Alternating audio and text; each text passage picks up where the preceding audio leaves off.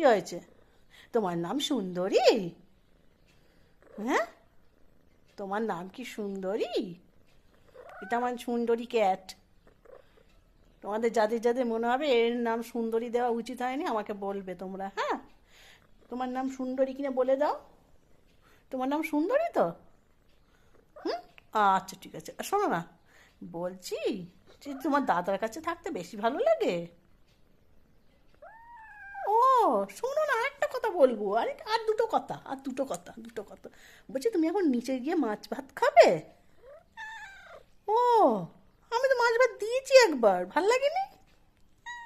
ভালো লাগেনি, দাদাকে দিতে হবে। ও, তুমি দাদার কাছে যাবে? আচ্ছা আচ্ছা আচ্ছা, বলো তুমি কি সুন্দরী?